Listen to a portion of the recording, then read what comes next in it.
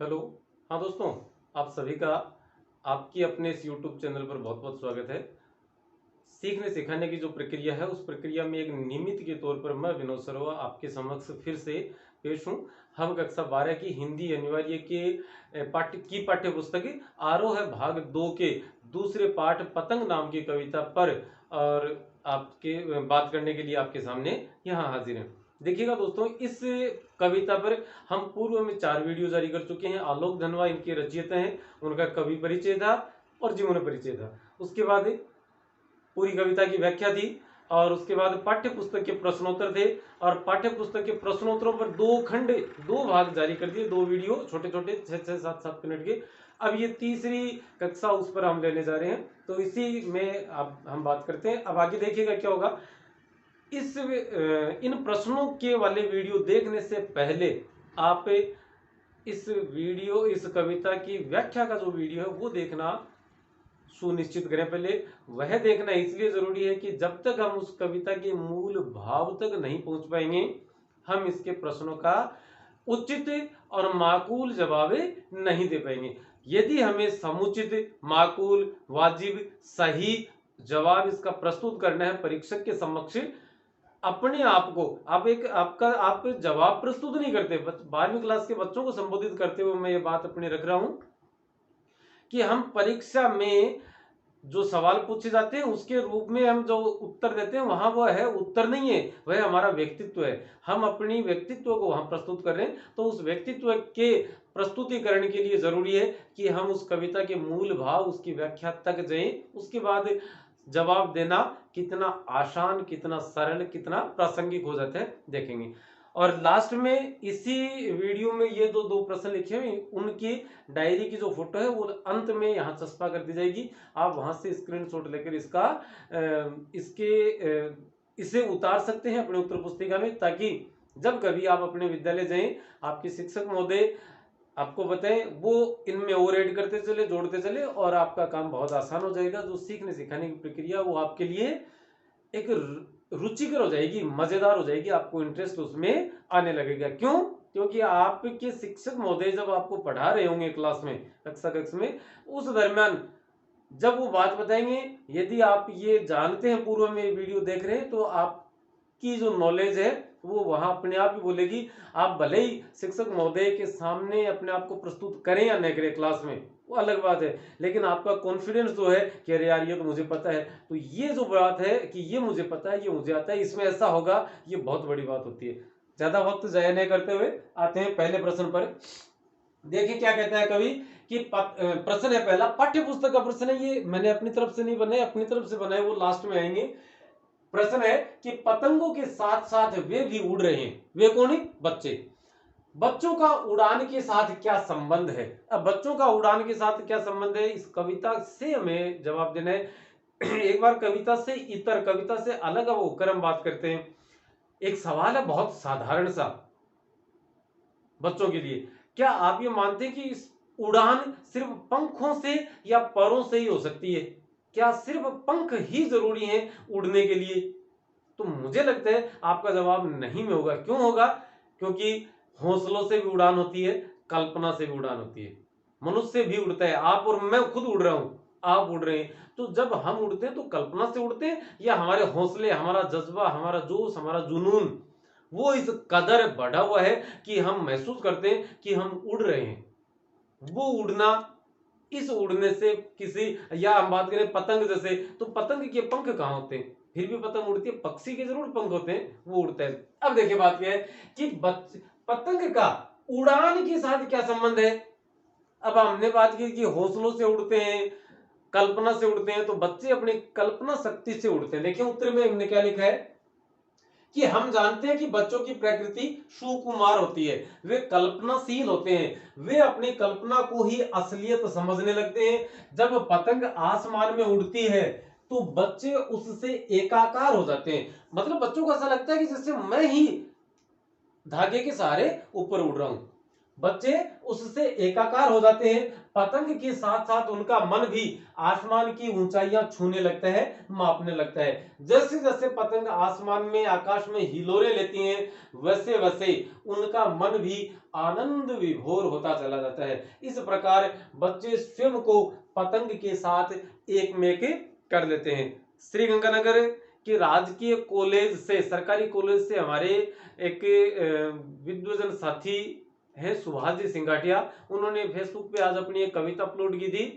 कविता का मूल भाव, शब्द तो पूर्णतः याद नहीं है, लेकिन मूल भाव आप कुछ इस तरह से समझे कि आसमान में बैठी लड़की धरती पर पतंग उड़ा रही है, या धरती पर बैठी पतंग आसमान में लड़की उड़ा रही है। धरती पर बैठी पतंग आसमान में लड़की उड़ा सकती है? नहीं, लेकिन उड़ा रही है। जो भी है, जैसे भी है बड़ा अद्भुत। वो लड़की है, न्यूटन के नियम की गुलाम नहीं। वो लड़की है, न्यूटन के नियम की गुलाम नहीं। तो लड़कियों में ये खुददारी होनी जरूरी है। इसकी बहुत ज्यादा जरूरत है वर्तमान समय के, वर्तमान परिप्रेक्ष्य में देखते हुए। तो देखिए, हम इसके प्रश्न के उत्तर में समझने की बात यह है कि सिर्फ पैरों से या पंखों से उड़ान नहीं हो सकती, कल्पना अथवा हौसलों से भी उड़ान हो सकती है। और बच्चे कल्पना में पतंग के साथ आसमान की सैर करते हैं, आसमान में उड़ते हैं, और एक डोर, एक धागे के माध्यम से उनमें एक वो धागा, उनके मध्य का एक संपर्क सूत्र होता है, धागे के माध्यम से वो एक दूसरे से बंधे होते हैं। नंबर 2 का प्रश्न क्या कहते हैं कि छतों को नरम बनाते हुए, दिशाओं को मृदंग की तरह बजाते हुए पंक्ति का भाव स्पष्ट कीजिए। दो बातें हैं, एक तो छतों को नरम बनाते हुए, हम पहले इसको तोड़ते हैं प्रश्न को कि कितने टुकड़ों में विभक्त किया जा सकता है। दूसरा है दिशाओं को मृदंग की तरह बजाते हुए। मृदंग आप कह सकते हैं ढोल को, मृदंग किसे कह सकते हैं? ढोल। मतलब एक वाद्य यंत्र है जो चमड़े से बनता है, जिसमें नगाड़े आदि की आकृति का उन्हीं से मिलता जुलता होता है, जैसे मंदिरों आदि में बजाया जाता है वो ढोल, मृदंग। अब देखिए, दो बातें हैं। छत वास्तव में कैसी होती है? कठोर होती है, उससे चोट लगने का खतरा रहता है। लेकिन जब छत के ऊपर खड़े होकर बच्चे पतंग उड़ा रहे हैं और वो नंगे पांव हैं छत पर, और वो बेतहाशा खुशी के मारे, खुशियों में वो इतने दौड़ते हैं इधर उधर, चाहे तो कई बार तो उसकी मुंडेर के ऊपर तक चढ़ जाते हैं।